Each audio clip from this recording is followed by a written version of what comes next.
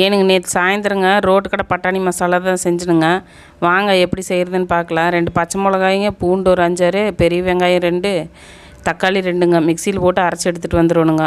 வடசட்டியில் கொஞ்சமாக எண்ணெய் ஊற்றிட்டுங்க அந்த அரைச்சி வச்சுக்கிற பேஸ்ட்டு போட்டு நல்லா கிளறி விடணுங்க. கொஞ்சம் பச்சை வாசம் போனதுக்கப்புறங்க கரம் மசாலா தூள், மல்லித்தூள், மிளகாத்தூள், கொஞ்சம் மஞ்சத்தூள், உப்புங்க போட்டு நல்லா வணக்கி விட்டுங்க.